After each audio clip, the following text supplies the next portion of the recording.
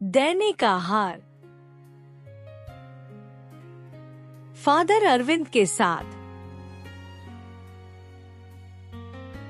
ख्रिस्त में मेरे प्यारे भाइयों एवं बहनों, आप सबों को जय यीशु। टोकरी और बिस्तर का खतरा।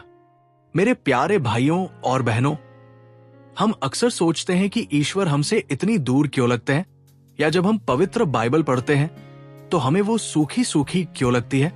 हम किसी बड़े चमत्कार की प्रतीक्षा करते हैं, जैसे बिजली चमकती है। लेकिन आज यीशु हमें समझाते हैं कि कमी रोशनी में नहीं है, कमी इसमें है कि हम उस रोशनी को रखते कहाँ हैं और हम किस बर्तन में उसे भरने आए हैं। यीशु हमें दो ऐसी जगहों के बारे में बताते हैं जहां हम अक्सर अनजाने में अपनी रोशनी को छिपा देते हैं। एक अनाज की टोकरी के नीचे या फिर बिस्तर के नीचे। पुराने समय में टोकरी का उपयोग व्यापार या कामधंधे के लिए होता था और बिस्तर आराम या आलस की जगह थी। यीशु हमें समझा रहे हैं कि दो चीजें हमारे आध्यात्मिक जीवन, आत्मिक जीवन का गला घोंट देती है। हमारा बहुत ज्यादा काम में व्यस्त रहना और हमारा आलस। जरा सोचिए, हम कितनी बार अपने विश्वास को कामधंधे की टोकरी के नीचे छिपा देते हैं।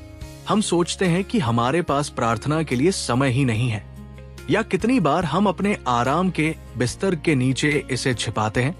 हम ईश्वर के साथ शांति से बैठने के बजाय अपना मोबाइल देखना ज्यादा पसंद करते हैं। लेकिन यहाँ एक बहुत सुंदर वादा है। यीशु कहते हैं, जिस नाप से तुम नापते हो उसी नाप से तुम्हारे लिए भी नापा जाएगा। वे आपको डरा नहीं रहे हैं, वे आपको एक बहुत बड़ा मौका दे रहे हैं। वे मानो आपसे कह रहे हैं, तुम्हें मैं कितना चाहिए, जितना चाहो उतना ले लो। अगर आप मिस्सा पूजा में या बाइबल पढ़ते समय एक छोटी सी चम्मच लेकर आते हैं और आपका मन यहाँ वहां भटक रहा है, तो आपको उतनी ही थोड़ी सी कृपा मिलेगी।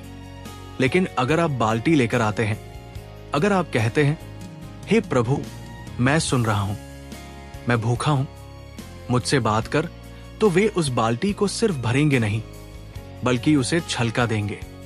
तो मेरे साथियों, अपने कामकाज की टोकरी को हटा दीजिए, आलस के बिस्तर से बाहर निकलिए। आज ईश्वर के पास एक बड़ा बर्तन लेकर आइए। अगर आप उन्हें अपना पूरा ध्यान देंगे तो वे वादा करते हैं कि वे आपको अपना पूरा दिल दे देंगे।